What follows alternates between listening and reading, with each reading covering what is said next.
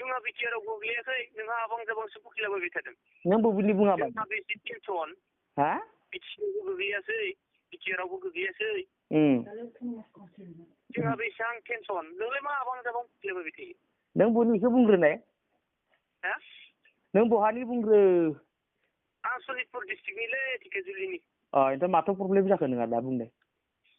ओंखायनोथ' नोंहा मा बेखौ अनलाय बेखौ रागा जोंलाय बेलाय मा इउटुब चेनेल जाखो नोंहालाय मा चेनेल खौसे जा आबसु खथ' बोसोरनिफ्राय खौसे जा बुंबोबाय दिनैसिम खौसेयानो गैया माथो खौसे जायैखो सोर खालामदो आबसु खालामदो खौसे नङा खौसेथि जाबाय बर'फ्रा आबसु खालामदो नामा आबसु खालामदो नोंलाय मा जाम्बा आबसु खालामदो नामा दालाय मानोथो राजनितिआव हाबखो बेलाय मा राजनितिआव हाबखो मा राजनितिआव हाबखो सोर राजनितिआव हाबदो जाय बिबानाव लादोंमोन 2010निफ्राय बर'हा एमपि सासेबो गैया बेलाय बर'फोरनिफ्राय खौसे जाखो गावस्राबाय फेरिनाबो गावस्राबाय सोरबा गावस्राजोब्बाय मा गावस्राखौ बबाव गावस्रानाय नुदों मानो गावस्रायाखै रोखा मबाइलाव फैबाय थायो आरो इलेक्सनावथ' सोरबा सासे बबेबा मोनसे माबायाथ' गेलेखागोन ना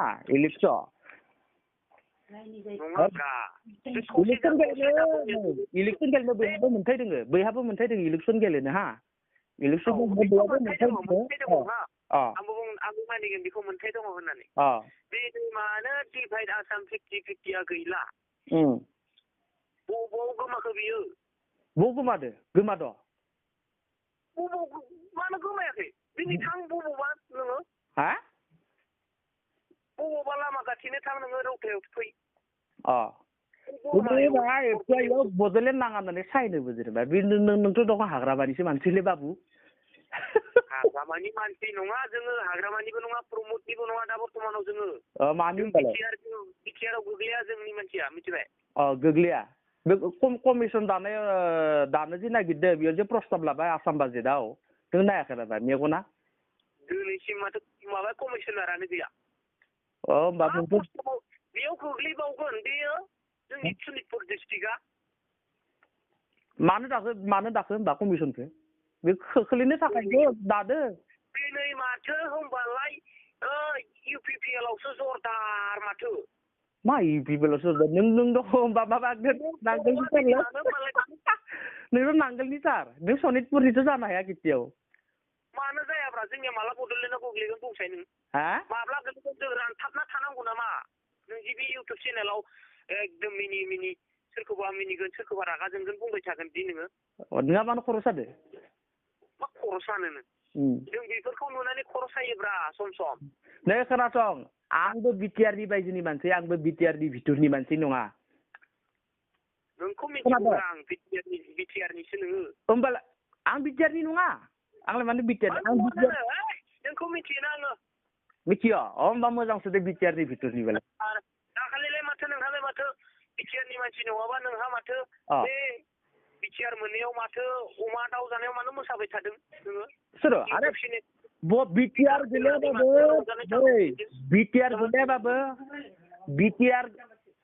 बिटिआर गैयाबाबो सोरबा बर'फोरा जि बिटिआराव गोग्लैदों बेखौनो खुसि मोनदों जोङो बिनिखायनो रंजादो आरो जोंसो मोनाखै बिटिआराव मा दफा दं बेहाय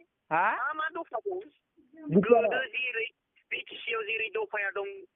बेनो थाफिनबाय माथो ओरै खालाम नोङो बिटिआराव मा दङ मा गैया नों हाग्रामा सारनायाव सोंहर मोजाङै मिथिगोन हाग्रामा सारासो बेफोरखौ मिथिगो हाग्रामायाथ' बेखौ माबासो उइटनेससो जादों प्रमदासो सक्ति खालामदों एनडिबिनिफ्राय बासिनानै मिनिलाबायखोबा नोंलाय मिनिदो खुसि मोनदों बुगिलाबायबाय थादों इउटुब चेनेलावलाय इउटुब चेनेल खुलिना लानानै सासे चेनेलनि मानसियाथ' माबा मोनसे बुंनांगोन ना भाइ बिटिआर मोनदे इमान मोजां बुस्थु सेन्ट्रेल इउनिभारसिटि फैगोन बेयाव बिटिआरनि बायजोनि मानसिनि थाखाय बर' कसारि अट'नमास काउन्सिल आरो माबा माबि दंबो एकदम उनाव नुबाय थागोन दे नोङो अबलाय माथो जोंनि नन बिटिसिआव गैया बे नोंसोरनियावल'सो जानांगौ आंबो बिटिसिनि बायजोनि मानसिलै नोंलाय बबे मालानिफ्राय बिटिसि बायजोनि मानसि जाखोब्रा दङ नै रागा जोंनानै लाब गैया बे सनितपुराथ' नोंसिनिया गोग्लैनायनि पुरा लामायाव दंखायो नों सोंहरबानो जाबाय जायफोर सुक्ति खालामदो नों प्रमद सारनायाव सोंहरबा रन्जन सार धीरेन गबिन्द सार हाग्रामाया मोजां रन्जन बुंबाय दिनै मानो सक्ति खालामखांनानै बेयाव मानो सोर बहा दंमोन बबे दफायाव दंमोन रन्जना दि जेलाव थांफिननांगौ होननानै इखो नों माबानो सोंहरलै आसाम सरकारनियाव सोंहर आसाम सरकारनियाव मा सक्ति जाखो होमबा बिदिबा रन्जन दैमारिया सक्ति खालामबाय आरो रन्जन दैमारिखौनो जेलाव सोबाय सोर सोदों कर्टआव बबेयाव खोनादोंहाय इखो सोर सोखो सोर सोखो थारमाने इखोबो थारमाने प्रमदाव सोनाय जाबाय नोंनि मथे ओंखायनोथ' मा सक्ति जाखो बियो मा सक्ति जाखो बापरे बाप बिराद पण्डित दङलै नोंबो भाइ मा पण्डित आं पण्डितखायसो फन खालामदोंब्रा नोंखौ थानो हायिनि नोंनि इउटुब चेनेलखौ नायै नायै ओइ नों क'क्राझारनिसोलै बबेयाव क'क्राझारनि जानांगौ जाखो लकेसनाव नायगोन र' नायबानो जाबाय नों लकेसनाव जिल्लानि बबेबा मोनसे जिल्लानि सार क'क्राझार चिरां बाक्सा उदालगुरि बे मोनब्रैनि बबेबा मोनसे नङाबा एसेबां रागा जोङा नों बाबा नोंथ' नांगोलनिसो खोमालै नांगोल हक बे साथा हक ट्रेक्टर हक बे गासैबो बिटिसिनि जोंनियाव मोनसेबो गैया माथो मा सक्ति जाखो बियो जेबोआनो गैया दफायाव दफा थानांगौब्रा नुवाखै नामालै नों मैया निउसाव मा होदो मैयानि निउसखौथ' आं नायदों मैया नायदों आं सानफ्रोमबो निउस मोनाखै दे माबा मोनसेसो मोनदो दे बिटिसिनि बायजोआव थानाय बर'फोरनि थाखाय माबा मोनसे मोनबाय बेयाव नोङो उमुक मोनबाय तुमुक मोनबाय दासो नै एकदम मास मोनसेल'सो जाबाय बिटिआर सुक्तिया बेयावनो दखम मोनबायानो दखम मोनब्रै मोनबासो आरो फाइभगासिनोसो जोङो लाबोआखै नङा हाग्रामाया बाजेटआव सोना दोननायखायसो मोनबाय बेखौबो हाग्रामाया सोदो हाग्रामाया बेखौ बाजेटआव सोहराबा बेखौ मुलाम्फा मोनगोन हाग्रामायासो सोबाय दा नै नाय आं बुंनि नोंखौ दे बुं दे निउस नायो स्टेटनि निउस नायो दा टिचारफोरनि थाखाय रेगुलार जानांगौ स्कुल कलेजफोरा रेगुलार जानांगौ होननानै 18-19नि बाजेटआव सोना दोनखाबाय हाग्रामाया बिटिसिनिफ्राय जय आफा बोराइ बाथौ नोंनि इउटुब चेनेलखौथ' नायदो एकदम बिपिएफनिथ' एगेन्स्टथारखा नोंहा भाइ बिपिएफनि एगेन्स्ट माने मा बिपिएफआनो बड'लेण्डखौनो बिया दिनैलाय माथो बड'लेण्डआ बहतो बाबु बड'लेण्डखौ जाफुंथों होननानैथ' बिएससि सुक्ति बड'लेण्डखौ जाफुंथों होननानैथ' बिटिसि सुक्ति बड'लेण्डखौ जाफुंथों होननानैथ' दा नै बिटिआर सुक्ति जालाबा थारमाने इउनिभार्सिटि फैनाया बेया जाबाय माबा माबि इनस्टिटिउसन फैनाया बेया जाबाय थारमाने इसे फाननाय जाबाय बे फैनाया मोजां जादों बेखौथ' बड'लेण्ड मोननायनि उनावबाबोथ' मोनगौमोन दिनै मोनब्रै डिस्ट्रिक्टनि भितरनि जागोन बबे मोनब्रै डिस्ट्रिक्ट सनितपुर डिस्ट्रिक्टनि थेलामारानि आङो थेलामारा नङा नंथारा नों सनितपुरनि मा नङा जाखो आंनि गामिया जाबाय सिमलिगुरि पस्ट अफिसा जाबाय जालुकबारि नंगौबा नंगौसै आरो पुलिस स्टेसना जाबाय माबा थाइजौगुरि जोंना थेलामारा गोग्लैयो थाइजौगुरि नों नायफैबानो जाबाय नायनायनिफ्राय आं थांथोंसै थांबा नों आंखौ अख्लायदोसै मानो अख्लायदोब्रा जों दिन्थिगोनसो जोंनि जायगायाव बोरै डेभेलप जानानै दङ जोंनि जायगायाव बोरै डेभेलप जानानै दङ नों नायफै दे माबा पार्टनार दे जायखिजाया माबा मोनसेथ' जागोन दे अर्थात आंनियाबोथ' गोलैयाखै बिटिआरआव दे बिटिआरआव नोंसिनियाथ' गोलैगोन सनितपुरा मा जायगा गोलैगोन उनाव मिथिसिगोन माबा मोनसेथ' मोनसिगोन बे कमिसनारा जेबो गैया गोदोबो कमिसनार होदोंमोन बिटिसिआव सोनांगौ होननानै गैया बियो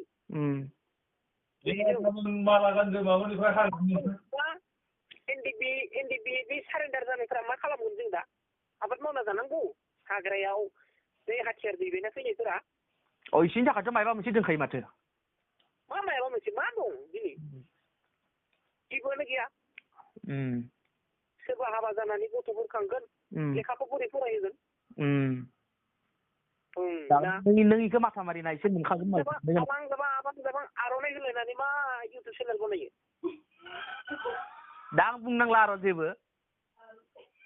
होनबा आं इउटुब चेनेलखौ दिनैनिफ्राय बन्द बुंला दे नों बुंनांगोना बुंनांला आं बुं दे नों जुदि बुङोबा बुंनांला आं बुंला बुंखागोन र' आं बुंनाङा होनबाबो नों बुंनाङा होनबाना आं बुंला औ नोंथ' आरो सानफ्रोमबो हाग्रामानिल' एगेन्स्ट बाथ्रा बुङो प्रमदखौ हमगोन हाग्रामाखौ गारगोन दालाय माथो माबा हिर'सरना चेनेला जाबाय इउपिपिएलआ माबागोन देरहागोन होननानै खालि फेसबुक इउटुबावल'सो देरहानाय माथो एबार नाय नों एबार खेलाखौ जि बरिया जागासिनो एबार जि बरिया जागासिनो आच्छा भटखौ नों सोरनो होगोन एबार इउपिपिएल होगोन नामा इउपिपिएल हो जोंनियाथ' बिटिसियावनो गोग्लैया जोंलाय भट होनो मोनो आलासिफोर दोङोबा बुंहरलै न'नि सोरबाफोर जाथि खुरमा जोंहा चिराङाव दङ सिगाङाव बा फन खालामनानै बुंहर इउपिपिएलनो भट होनांगोन होननानै एकदम बिराद हाग्रामाजोंसो सापर्ट बिसोरा बिसोरा होमबा नोङो बाहाय हाग्रामानि मानसि मिथिखाबाय नोंखौ आङो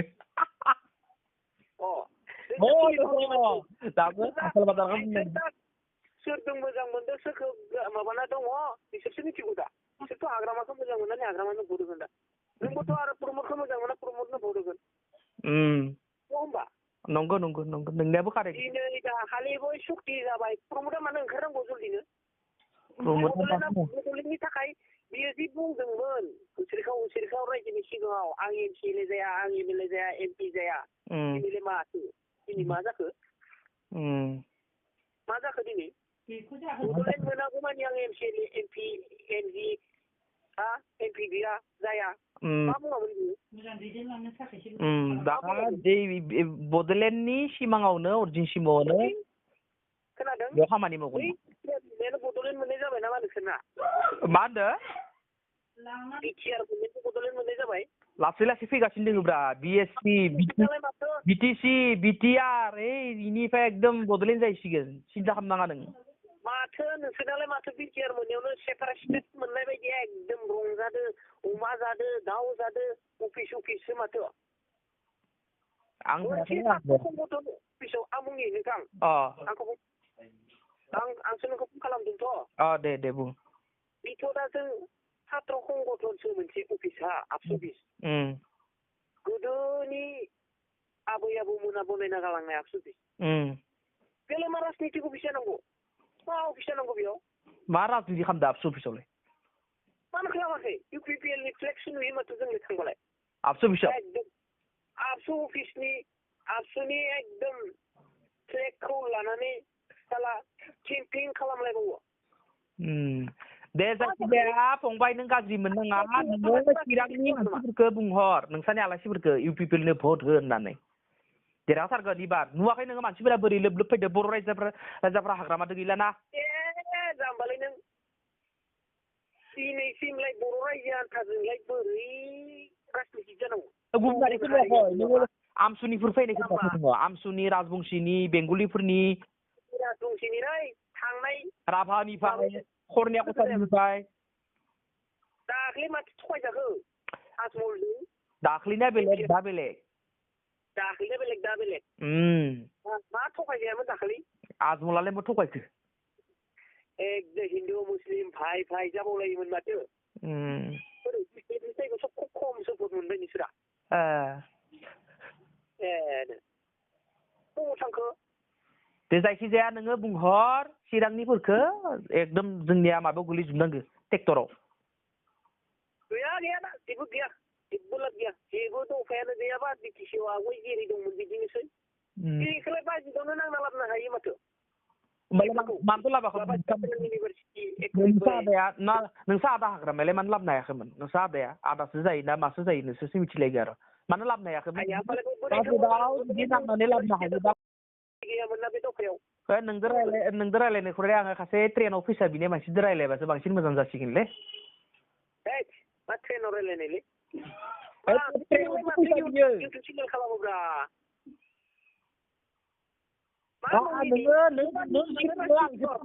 आं इउटुब चेनेलखौ सालायनांगोन ना सालायनाङा नों जुदिनो बन्द' खालामो आं बन्द' खालामसिगोन दिनैनिफ्राय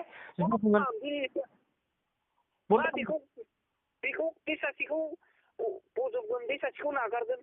बेलाय मा खौसे जानो नों बुं नों जुदि बन्द' खालामोबा आं बन्द' खालामनोसैयानो